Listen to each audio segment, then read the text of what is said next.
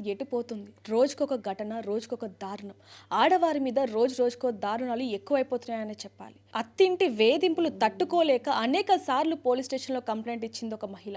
కానీ పోలీసులు కూడా చాలా నిర్లక్ష్యం చేయడం వల్ల ఎంతవరకు దారి తీసిందంటే భర్త తండ్రి అలాగే అంటే మామ అలాగే తాత అంటే మామ వాళ్ళ తండ్రి కూడా ఇద్దరు కూడా తన మీద కోడలు అని ఇంకిత జ్ఞానం కూడా లేకుండా తన మీద వేధింపులు, అది కూడా శారీరకంగా కూడా వేధింపులకి పాల్పడ్డారంటే అసలు వాళ్ళని ఏమనాలి? అసలు ఎవరు ఆ మహిళ, ఎవరు ఆ బాధితురాలు అనేది కూడా ఇప్పుడు నేను మీకు పరిచయం చేసే ప్రయత్నం చేస్తాను. అసలు వింటుంటేనే అసలు జీర్ణించుకోలేని పరిస్థితి అని చెప్పొచ్చు. ఆడవారి మీద మరి ఎందుకని ఇంత దారుణాలు జరుగుతున్నాయనే విషయం కూడా తెలుసుకునే ప్రయత్నం చేద్దాం. అసలు ఏం జరిగింది ఏంటనే విషయాలు కూడా వాళ్ళని అడిగి తెలుసుకునే ప్రయత్నం చేద్దాం. నమస్తే జీ. नमस्ते। उनका नाम क्या है? उनका नाम नमीरा बेगम है, मेरी बच्ची का नाम है। okay. क्या होगा? उनकी बच्चे मेरे बच्ची की शादी 3 साल पहले हुई थी। लव मैरिज अरेंज मैरिज है मैडम। अरेंज मैरिज है बच्ची की मेरी। 3 साल से बच्ची को हरासमेंट कर रहे थे हमारे उनके फैमिली, उनके दादा। ఎన్ని సంవత్సరాలు అయిందండి పెళ్ళై? 3 సంవత్సరం అయింది। 3 సంవత్సరాలు అయింది. 3 సంవత్సరాల నుంచి బాగానే చూసుకుంటున్నారా లేకపోతే ఎప్పటి నుంచి గొడవలు అనేవి స్టార్ట్? లే ఫస్ట్ నెలతోనే స్టార్ట్ అయింది మేడం. తొందరగా నేను అల్లుడికి సంప్లాయించిన నా బిడ్డ కూడా నాకు కంప్లైంట్ ఇచ్చింది, ఇట్లా చేస్తున్నారు అందరూ మొత్తం ఫ్యామిలీతోనే. కొంచెం నువ్వు కొత్తగా ఉన్నావు కదా అట్లానే కనిపిస్తుంది మీకు, అట్లా అంటే అంతవరకు తీసుకొచ్చిన. తర్వాత ఒక బిడ్డ పుట్టింది మా బిడ్డకి. తర్వాత ఒక కొడుకు కూడా ఉన్నాడు. మనవరాలు మనవడు పుట్టక కూడా అవనేవి ఎక్కువగా జరుగుతూనే ఉన్నాయి. అయితే ఇక్కడ ముఖ్యంగా వేధింపులు అనగానే వరకట్నం కోసమా లేకపోతే అసలు దేనికోసం? అంటే పిల్లలు పుట్టలేదు అనేది కాదు, ఇద్దరు ఒక మనవడు మనవరాలు కూడా ఉన్నారు మీకు, అంటే మీ కూతురికి. మరి దేనికోసం వేధింపులు? డబ్బు కోసమా, కట్నం కోసమా, దేనికోసం? డబ్బు కోసం కట్నం కోసం కాదు, హరాస్మెంట్ చేస్తున్నావు. మతలబ్ నువ్వు ఇట్లా ఉంది అట్లా ఉంది, హరాస్మెంట్ సైకలాజీ. మతలబ్ మా బిడ్డకి మొత్తం పరేషాన్ చేస్తున్నారు వాళ్ళు. అది మా అల్లుడు కూడా, మా అల్లుడు నాయన కూడా అవి, డాడీ కూడా అవి, ఆయన అత్తమ్మ కూడా అవి, ఆయన ఫ్యామిలీ మొత్తం ఇంట్లో ఉంటారు వాళ్ళు. మొత్తం హరాస్మెంట్ చేస్తే కూడా అవి నేను సంలాయించి దాకా వచ్చింది.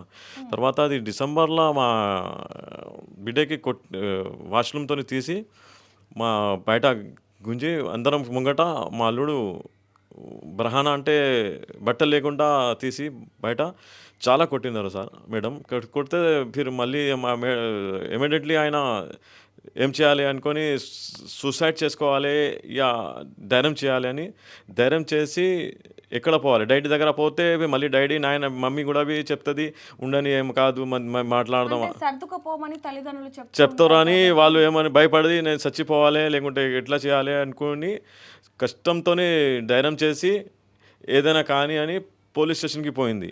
డిసెంబర్కి 2 నెలల ముంగట డిసెంబర్లో పోయిన తర్వాత అక్కడ కంప్లైంట్ ఇస్తే వాళ్ళు 2-3 దినాలు నాకు ఇట్లా తిప్పిస్తారు అంటే, లేకుంటే భిక్ష ఇస్తారు కదా వాళ్ళు. తండ్రిగా మీరు కూడా చెప్పుకోలేకపోతున్నారు. అంటే అవును, తను స్నానం చేస్తుంటే తనని బయటికి మా హిందీలో బరానా అంటారు. బరానా అంటే ఓపెన్ అంటారు మా దగ్గర. బట్టలు లేకుండా ముంగట మొత్తం ఇల్లు మెంబర్స్ ముంగట కొట్టినారు వాళ్ళు. మా అల్లుడు కొట్టిన తర్వాత ఆయన ధైర్యం చేసి నా పరువు అయిపోయింది, నేను ఇంత చదివినా ఇంత ధైర్యం ఇట్లా స్ట్రగల్ ఎందుకు చేయాలి అని చచ్చిపోవాలి అని అనుకొని ఆయన, ఎందుకంటే కొంచెం కూడా రెస్పెక్ట్ ఇస్తలేరు, డైలీ అరేంజ్మెంట్ చేస్తున్నారు ఆయన. ఎప్పుడు లేకుంటే ఎప్పుడు ఎట్లా పోవాలి మార్నింగ్ ఎట్లా అవుతుంది అని అనుకోండి బయట పోయి సిలిండర్ పోలీస్కి చేసింది, కంప్లైంట్ ఇచ్చింది. మీరు పోలీస్ స్టేషన్కి వెళ్ళడం జరిగింది, పోలీసులు ఏమని రెస్పాన్స్ అయ్యారు? పోలీస్ వాళ్ళకి क्या बोले पूछ रहे हो? नहीं मैडम, कुछ भी रिस्पॉन्स नहीं दिए। गुस्से से बात करे मेरे को, बोली मेरे को ऐसी तकलीफ़ है, नहीं सुने मेरी बात। मेरे हस्बैंड को बुलाए, उसके बाद में 1 घंटे में घर को चले गए मैडम उन्होंने। అంటే అడగలేదా ఏమి అసలు ఏం జరిగింది ఏంటని మీ హస్బెండ్ని పిలిచేమని అడిగారా? जी हाँ मैडम, बात करे उसके बाद में 1 घंटे में भिजा दिए। मैं पूरा नाइट तक वेट करी मैम, बच्चे को। जी मैम, मेरे बच्चे की भी हेल्थ ठीक नहीं है, उसको लेके मैं पूरे नाइट बैठी मैम, 10 o'clock 11 o'clock तक। उसके बाद में भी कुछ भी रेस्पॉन्स नहीं दिया मैडम। 1 वीक हो रहा। సో ఆ రోజు అసలు ఏం జరిగిందండి? ఎందుకని మిమ్మల్ని బాత్రూంలో ఆ రకాన అంటే బాత్రూంలో నుంచి లాక్కొచ్చి ఆ రకాన ప్రవర్తించడానికి గల కారణం ఏంటి? शादी हुए जब से सता रहे मैम, हरासमेंट कर रहे मेंटली और फिजिकली। सेकंड मैरिज के लिए मैं मर गई तो दूसरी शादी कर सकते, ऐसा पूरी फैमिली मिलके हरासमेंट कर रहे, हर तरह से परेशान कर रहे। मैं 3 ईयर से कॉम्प्रोमाइज़ कर रही हूँ, फिर भी मेरे साथ वैसे ही बिहेवियर है रहा उन लोग का। जब दिसंबर में भी FIR कर रही, मैं नहीं बर्दाश्त हो रहा था मेरे से। उसके बाद में भी और करने लगे मैम, और ज़्यादा करने लगे। 14 फरवरी को मेरे को हाथ मोड़ के मेरा गला दबा के किचन में लेके जा रहे थे मेरे को जलाने के वास्ते। मैं अपना सेल्फ डिफेंस करके बाहर भाग के आई, बेहोश हो गई मैं। సో అంటే మీతో పాటు పిల్లల్ని కూడా బాగా విసిగించేవాళ్ళు అంటూ కూడా మీ నాన్నగారు చెప్పడం జరిగింది. అంటే కొట్టేవాడ చిన్న చిన్న పిల్లలు అని చెప్పొచ్చు. వాళ్ళ మీద కూడా उन लोग को मार के फेंकते से बोलो। जी हाँ मैम, मेरे बच्चों के साथ भी बिहेवियर वैसे ही रखते और लोगों को भी मारते। मेरी बच्ची को भी गला दबा के मारने की कोशिश करे। అంటే ఇప్పుడు వరకు కూడా పెళ్ళైనప్పటి నుంచి ఇప్పుడు వరకు నీతో మంచిగా ఉన్నది కానివ్వండి, లేకపోతే మాట్లాడింది అలాంటి సందర్భాలు ఏమీ లేవా అసలు? అస్సలు కూడా లేవు. అంటే మీకు ఎప్పటి నుంచి చెప్పడం జరిగింది? అంటే మీ కూతురు వచ్చి మీ దగ్గరికి ఈ విధంగా మీ అల్లుడు ఇంత నన్ను వేధిస్తున్నాడు అని అసలు ఎప్పుడు చెప్పింది? ఇది డిసెంబర్ బాత్రూమ్తోనే చెప్పిన కదా మేడం, బాత్రూమ్ వాష్రూమ్తో కొట్టిన తర్వాతనే తెలిసింది మాకి. 3 సంవత్సరాలు నాకు మొత్తం చెప్పింది మా అమ్మ. నేను పిల్లకు చెప్పిన మా కూతురికి మొత్తం చెప్తే నేను ఏదైనా డిసిషన్లో వస్తుందా అమ్మ మొత్తం అప్పుడు మొత్తం క్లియర్గా చెప్తుంది. నా 3 సంవత్సరాలు ఇట్లా అయింది నాతోని. ఇప్పుడు మళ్ళీ పంపించిన, మళ్ళీ మా అల్లుడు వచ్చిన మా ఇంటికి వచ్చి అడిగినారు, మళ్ళీ ఏం చేయను, అట్లా చేయను, తీసుకోపోతా, సెటిల్మెంట్ చేసుకుంటా అట్లా అంటే నేను కూడా అవి చలో కొంచెం మళ్ళీ ఒకసారి ఛాన్స్ ఇద్దామని ఒకసారి మళ్ళీ ఛాన్స్ ఇచ్చిన తర్వాత మళ్ళీ ఇది 14 ఫిబ్రవరికి మా కూతురికి మళ్ళీ కొట్టినాడు. కొడితే ఆయన ఎట్లా కొట్టినంటే అది మొత్తం గల్లా పట్టుకొని కిచెన్ రూమ్లో తీసుకుపోయి గొంత పట్టుకొని లాగొని కిచెన్ రూమ్లో తీసుకుపోతే నీకు ఇప్పుడు అత్కంట ఇప్పుడు కాలు పెక్తా నీకు అట్లా చేస్తే ఇలా జబర్దస్త్ ఇట్లా చేసి మొత్తం మా చిన్న కూడా బిడ్డ ఉంది, ఆయనకు పారేసి మొత్తం గుంజి తీసుకుపోతే ఆయన బలంగా ధకల్కే మళ్ళీ బయట ఏడుస్తూనే వెళ్ళిపోయింది. నా పోతే గేట్ లాస్ట్కి తర్వాత పక్క ఆయన ఇంట్లో పోయి పడిపోతే బేష్ అయినతో ఆయన నంబర్ కావాలని నంబర్ డైల్లా ఉంది ఫోన్లో. సో అది ఫోన్ డైల్లా నాకు మళ్ళీ अम्मा అంటే వాళ్ళు చెప్పిన अरे नमीरा के अब्बा पप्पा बात कर रहे क्या बोलता हूँ अम्मा मैं पप्पा बात कर नमीरा अंकल हमारे घर में आ गए, जीशान ने बहुत मारे, जीशान अफरोज़ खान बहुत मार के ऐसा बच्ची बेहोश हो गया हमारे कहने आप जल्दी आइए ना। तो मैं जब इमीडिएटली मैं घर से बाहर निकला, जब तक कि बच्ची मेरे को बोले कि 100 डायल कर ना बेटा, बोलते 100 डायल करे वो करे, तो 100 डायल करे बाद वहाँ से रिस्पांस नहीं आया, मतलब बिजी बताया वो। అంటే ఒక్కసారి కాదు, దాదాపుగా 2-3 సార్లు 100కి డైల్ చేసినా కూడా పట్టించుకొని పరిస్థితి అంటూ కూడా మీ కూతురు చెప్పడం జరుగుతుంది. నిజంగానే పట్టించుకోలేదా పోలీసు?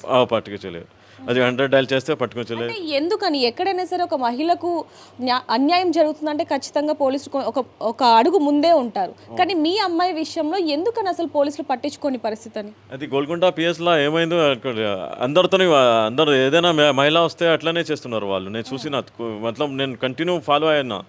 డైలీ పోతే వాడు సర్కిల్ సార్ ఉన్నాడు, ఎస్ఐ సార్ ఉన్నాడు, ఏమంటే క్యారే బై డైలీ ఆకే బయటకే జారా అంటున్నారు. నాకు డైలీ వస్తే ఏమవుతుందిరా భయ్ పో నవ్వుతున్నారు నాకు చూసి.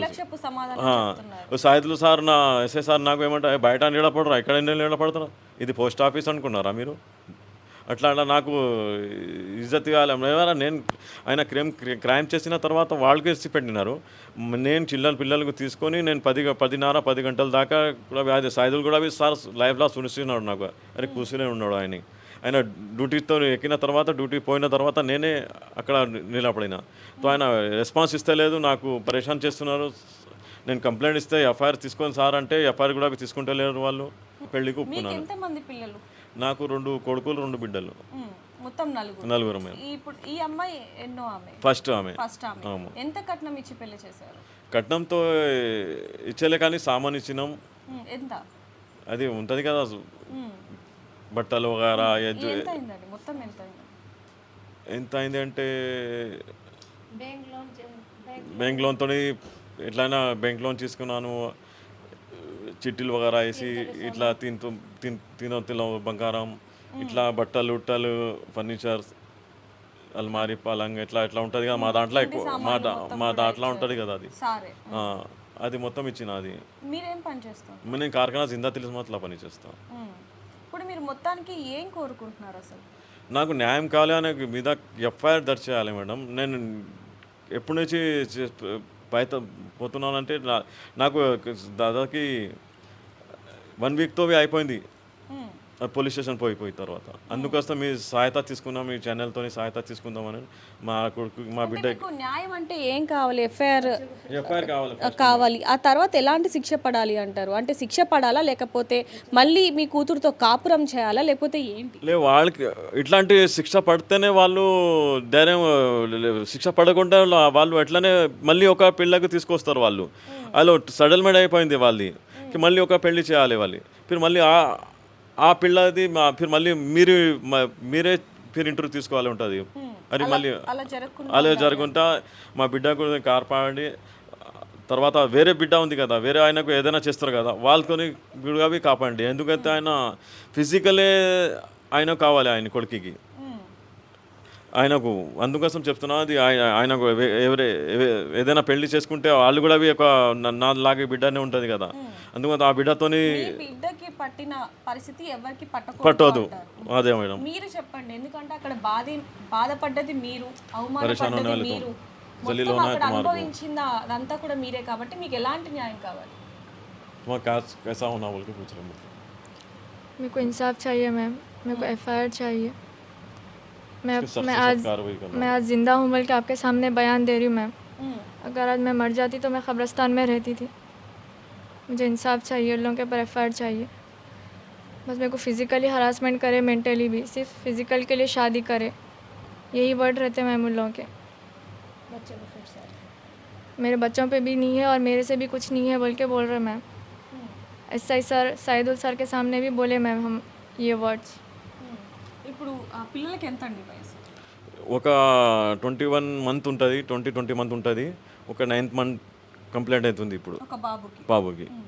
సో చూడొచ్చు, అసలు ఆ తండ్రి కూడా చెప్పుకోలేకపోతున్నాడు అని చెప్పొచ్చు. అంటే తన కూతుర్ని ఏ విధంగా నరకయాతన అంటే తను అనుభవించింది అనేది కూడా ఆ తండ్రి కళ్ళల్లో అసలు చెప్పుకోలేకపోతున్నాడు అని చెప్పొచ్చు. మరి ఇంత దారుణంగా అసలు చెప్పుకోలేని విధంగా తన భార్యని ఇంత అవమానించడానికి గల కారణం ఏంటి అనేది కూడా వీళ్ళు చెప్పడం జరిగింది. అసలు ఏం జరిగింది అనేది కూడా మనం రెండో వర్షన్ కూడా ఒకసారి విని తెలుసుకునే ప్రయత్నం అయితే చేద్దాం. మరిన్ని వివరాల కోసం చూస్తూనే ఉండండి RTV.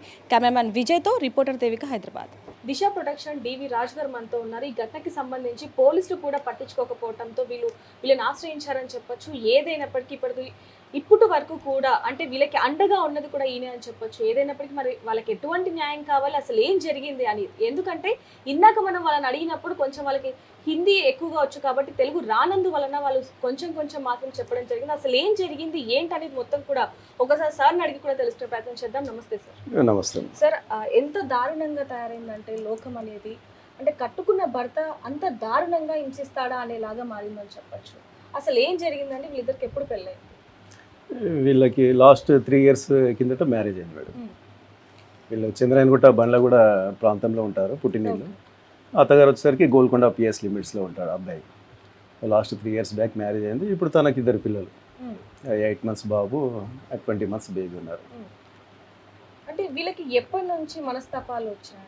అంటే ఎక్కడైనా సరే వేధింపులు అనగానే వరకట్నమో లేకపోతే ఇంకా డబ్బులు కావాలనో లేకపోతే మగపిల్లాన్ని కనలేదనో వేధిస్తూ ఉంటారు. కానీ ఇక్కడ మాత్రం వేధించడం అనేది అసలు ఎందుకంటారు? జనరల్గా ఇప్పుడు ఎలా అంటే వీళ్ళు నాకు చెప్పడం ఏంటంటే లాస్ట్ 3 years అయింది మ్యారేజ్. ఒక 3-4 months బాగానే చూసుకున్నాడు. ఆ తర్వాత ఇక టార్చర్ స్టార్ట్ అయింది. అంటే వేరే అమ్మాయితో చాట్ చేయడము, తనని హారాస్ చేయడము, తనని పట్టించుకోకపోవడము, ఏమైనా ఇంట్లో అవసరం ఉన్నా కానీ వాళ్ళు తేకపోవడము, అలా ఇబ్బందులు పడుతూ వచ్చింది. ఇక వాళ్ళ తల్లిదండ్రులు కూడా చెప్పుకుంది చాలాసార్లు. కానీ ఇక వీళ్ళు ఏంటంటే వాళ్ళకి ఇంకో పాప ఉంది, ఇక ఇంటికి తీసుకెళ్ళలేరు. ఇక పెళ్లి చేసాం కదమ్మా, కొంచెం భరించు, చిన్న మిస్టేక్స్ జరుగుతుంటాయి, ప్రతి ఫ్యామిలీలో ఉంటాయి, ఇక కొంచెం ఇక మనమే అడ్జస్ట్ అయిపోతుండాలన్న పద్ధతులు చెప్పడం జరిగింది. అలా అమ్మాయి అడ్జస్ట్ అవుతూ 3 years నుంచి కూడా సఫర్ అవుతూ తన బాధలు ఎవరికి చెప్పుకోలేక అలాగే కంటిన్యూ అయ్యింది. సార్, అంటే అంటే ఇక్కడ ముఖ్యంగా ఏ కుటుంబానికైనా అంటే ఏ ఆడపిల్లకైనా ఏదైనా ప్రాబ్లం వస్తే తల్లిదండ్రులకు చెప్పుకుంటారు. అంటే ఇక్కడ కూడా అదే ఘటన చోటు చేసుకున్నప్పటికీ కూడా అంటే మధ్యతరగతి కుటుంబం కాబట్టి ఎక్కువగా రియాక్ట్ అవ్వట్లేదు అనుకోవచ్చు. మరొకటి పోలీసులు కూడా అంటే ఆ అమ్మాయి ఇందాక చెప్పిన వర్షన్ ఏంటంటే నేను అనేక సార్లు పోలీసులకు కంప్లైంట్ ఇవ్వడం జరిగింది.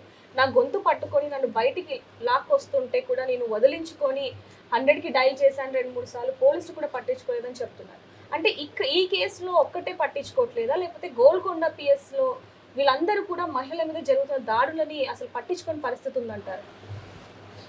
అంటే ఇప్పుడు ఏదైతే ఇప్పుడు రీసెంట్గా వీళ్ళకి 1 వీక్ బ్యాక్ ఇన్సిడెంట్ జరిగిందో, ఆ అమ్మాయిని చంపాలని చెప్పేసి గొంతు పిసికేసి కొట్టుకుంటూ కిచెన్లోకి తీసుకెళ్తుంటే తను చేయి వదిలించుకొని బయటికి వచ్చి పారిపోయి వచ్చేసింది, తప్పించుకొని వచ్చేసింది.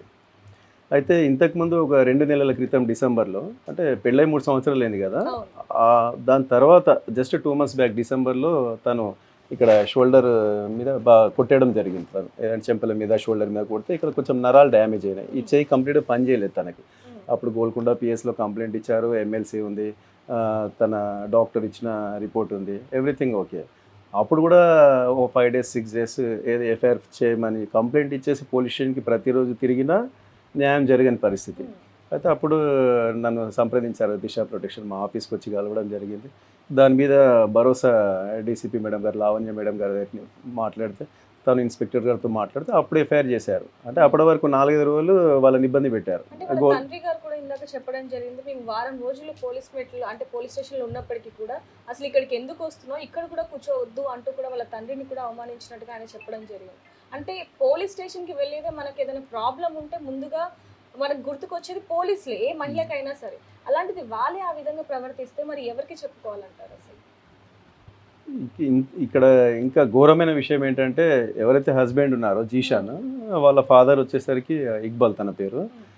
వాళ్ళ ఫాదర్ మరియు వాళ్ళ తాత, అంటే వీళ్ళ హస్బెండ్ వాళ్ళ తాత ఫాదర్ ఇద్దరు కూడా ఎప్పుడైతే 2 months బ్యాక్ తనని స్నానం చేస్తుంటే బట్టలు లేకుండా అందరి ముందు తెచ్చి కొట్టాడు హస్బెండ్, అప్పుడు కంప్లైంట్ ఇవ్వడం జరిగింది కదా. అయితే దాన్ని అడ్వాంటేజ్ తీసుకొని వాళ్ళు ఆ రోజు నుంచి ఈ అమ్మాయికి నరకం మా ఇంట్లో. అంటే సార్ ఇందాక ఒక క్వశ్చన్ ఇక్కడ మెన్షన్గా ఎందుకు ఈ క్వశ్చన్ అడుగుతున్నాను అంటే, ఒక హస్బెండ్ తన తండ్రి అలాగే తండ్రి వాళ్ళ తండ్రి అంటే మామ అలాగే మామ వాళ్ళ తండ్రి కూడా తన మీద మానసికంగా వేధిస్తుంటే, శారీరకంగా వేధిస్తున్నారు అంటే ఎంత దారుణం సార్ అసలు. చాలా అసలు ఎందుకని అంత దాకా ఎందుకు వెళ్ళిందంటారు అసలు? ఈ అమ్మాయి చెప్పిన విషయం ఏంటంటే, ఆ అబ్బాయి వేరే అమ్మాయితో చాట్ చేయడము, ఎప్పుడు మొబైల్లో బిజీ ఉండడము. ఇప్పుడు తనని మ్యారేజ్ చేసుకుని 2 పిల్లలు ఉన్నారు, ఇప్పటికైనా నువ్వు కరెక్ట్ ఉండు, మానేసుకో, నన్ను సరిగా చూడకపోయినా సరే కానీ వేరే అమ్మాయితో సంబంధం ఏంటి అని చెప్పి నిలదీయడం జరిగింది ఎన్నోసార్లు. అయితే వాళ్ళు ఫ్యామిలీ పర్సన్స్ ప్లస్ హస్బెండ్ అందరు కలిసి ఊరికే మేము మా అబ్బాయికి వేరే పెళ్లి చేస్తాం, హస్బెండ్ కూడా నేను వేరే అమ్మాయిని చేసుకుంటా అని టార్చర్ చేయడం అలా వచ్చింది.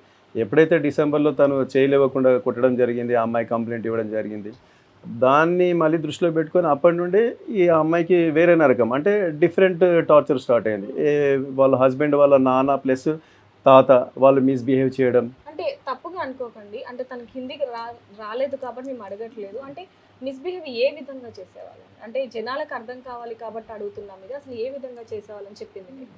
ఎప్పుడైతే డిసెంబర్లో హస్బెండ్ గొడవ చేస్తూ, అది తను స్నానం చేస్తుందట యాక్చువల్లీ, స్నానం చేస్తుంటే జస్ట్ లోపల వీళ్ళ బెడ్రూమ్లో డోర్ నాక్ చేసుకోకుండా అట్లా ఉంటుంది కదా, డైరెక్ట్ లోపల స్నానం చేస్తుంటే బట్టలు లేకుండా బయటికి తీసుకొని వచ్చాడట హాల్లోకి.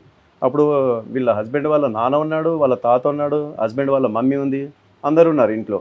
వాళ్ళ ముందు అలా వివస్త్రగా బయటికి తీసుకుని వచ్చి విపరీతంగా కొట్టడం జరిగింది. అయితే అప్పుడు కంప్లైంట్ ఇచ్చింది కదా, ఆహా నువ్వు బయటికి తీసుకెళ్తావా, మా పరువు పోయింది అని అది దృష్టిలో పెట్టుకొని నేను అప్పటి నుండి ఫిజికల్గా హరాస్ చేయడం అంటే లైంగికంగా వేధించడం ఓపెన్లీ, ఏది బస్ మా దగ్గర పడుకో అని అంటారట. ఈ విషయము తను పేరెంట్స్కి చెప్పుకోలేక భర్తకు చెప్పుకుంటే, ఇట్లా మీ నాన్న మీ తాత ఇలా అంటున్నారు, వాళ్ళు నాతో బూతులు మాట్లాడుతూ వాళ్ళతో చెడు పనులు చేయమని అంటున్నారు అని చెప్పి భర్తకి చెప్పుకుంటే, ఆ భర్త ఏమంటాడట, లేదు మా నాన్న మా తాత చెప్పినట్టు విను, నువ్వు వినాల్సిందే, నువ్వు వాళ్ళతో పడుకోవాల్సిందే, అలా అయితే ఇంట్లో ఉండు, లేకపోతే వెళ్ళిపో, వాళ్ళది ఒకటే. ఇక అలా కమిట్ అయితేనేమో ఉండాలా, లేదంటే వెళ్ళిపోవాలా. ఈ రకంగా విపరీతమైన ఇబ్బందులు అక్కడ భరించలేక అలా అవుతుంది. జస్ట్ ఒక 1 వీక్ బ్యాక్ అంటే February 14th వాలంటీర్ డే, అందరు ప్రేమికుల రోజు జరుపుకుంటారు. ఆ రోజు తన ఇష్యూ ఏదైతే అయిందో ఫిబ్రవరి 14th రోజు భర్త తన గొంతు నులిమే ప్రయత్నం చేసి తను కొట్టుకుంటూ కిచెన్లోకి తీసుకెళ్తే పారిపోయి తప్పించుకొని బయటకు వచ్చేసింది ఆ అమ్మాయి. కంప్లైంట్ 14 తారీఖు స్టేట్మెంట్ రికార్డ్ చేస్తే మొన్న 17th ఎక్నాలెడ్జ్మెంట్ ఇచ్చారు రిసిప్ట్. ఇప్పటివరకు ఎఫ్ఐఆర్ లేదు. అంటే కేవలం వీళ్ళు మధ్యతరగతి కుటుంబం అని చెప్పి ఇలా నిర్లక్ష్యం చేస్తున్నారు అని కూడా అనొచ్చు. అంటే అనకూడదు, కానీ ఇక్కడ పోలీస్ స్టేషన్లో ఇప్పుడు అక్యూజ్డ్కి పూర్తిగా అక్యూజ్డ్ కుటుంబానికి సహకరిస్తున్నారంటే అర్థం ఏముంటుంది మేడం? మనం అర్థం చేసుకోవచ్చు. వాళ్ళతో ఏదైనా పర్సనల్ మెయింటైన్ ఏదైనా చేస్తున్నట్టు మాకు అనుమానాలు. సో ఇప్పుడు వాళ్ళకి ఉన్న సపోర్ట్ పెద్దధైర్యం అంతా కూడా మీరే. మరి ఇప్పుడు మీకు వాళ్ళకి ఎలాంటి న్యాయం జరిగితే బాగుంటుందని మీరు అనుకో? ఆ కుటుంబము ఆ అమ్మాయికి ఏ రకంగా అయితే నరకం చూపించారో, ఆ అమ్మాయిని ఫిజికల్గా వాడుకోవాలని చూశారో, ఇది చాలా దురదృష్టకరం. అలాంటి నీచులకి పనిష్మెంట్ ఇవ్వాలా. తన ఇచ్చిన కంప్లైంట్ మీద పోలీసులు వెంటనే స్పందించాలా. ఈ గోల్కొండ పోలీస్ స్టేషన్లో ఏదైతే సిఐ గారు చేస్తున్నారో, ఈ సివి ఆనంద్ గారు విచారణ జరిపి తన ఇచ్చిన కంప్లైంట్ మేరకు వాళ్ళ మీద చర్య తీసుకొని ఎఫ్ఐఆర్ ఫైల్ చేసి వాళ్ళకి పనిష్మెంట్ ఇప్పించాలని కోరుతున్నాము. ఇన్ కేస్ పోలీసులు అలా చేయకపోతే దీనిపై ఎంతవరకైనా వెళ్తాము. అమ్మాయికి న్యాయం జరిగే వరకు ఆ అమ్మాయి వెంట మేము ఉంటాము. సో చూడొచ్చు ఇక్కడ ఎలాంటి దారుణ ఘటనలు చోటు చేసుకున్నాయి అనేది కూడా. అంటే అంత దారుణంగా తన భర్త ఈ విధంగా చేయడం అనేది చాలా బాధాకరమని చెప్పాలి. కొంతమంది అంటే కట్నం కోసం వేధిస్తూ ఉంటారు, కానీ ఇక్కడ మాత్రం తను తొలగిపోతే నేను ఇంకొక అమ్మాయిని పెళ్లి చేసుకోవచ్చు అని ఒకే ఒక కారణంతో చెయ్యకూడని, అంటే భర్త చేయకూడని పనులను కూడా చేసి తను ఎంతగానో మానసికంగా ఎంత టార్చర్ పెట్టాడనేది కూడా ఇప్పుడు మనం చూస్తూ ఉంటాం. చూస్తున్నామని చెప్పొచ్చు. ఏదైనప్పటికీ తనకి ఖచ్చితంగా న్యాయం జరగాలని మనం అందరం కూడా కోరుకుందాం. అదే విధంగా ఒక్కసారి రేపు మళ్ళీ గోల్కొండ పిఎస్కి వెళ్ళి కూడా ఒకసారి ఈ కేసు గురించి మరి వాళ్ళు ఎందుకని రియాక్ట్ అవ్వట్లేదు అనే విషయాలు కూడా తెలుసుకునే ప్రయత్నం చేద్దాం. మరిన్ని వివరాల కోసం చూస్తూనే ఉండండి RTV. కెమెరామ్యాన్ విజయ్తో రిపోర్టర్ దేవిక, హైదరాబాద్. మరిన్ని వీడియోస్ కోసం ఛానల్ ని సబ్స్క్రైబ్ చేయండి. లేటెస్ట్ అప్డేట్స్ కోసం వాట్సాప్ ఛానల్ ని ఫాలో అవ్వండి. ఆ లింక్ డిస్క్రిప్షన్ లో ఉంది.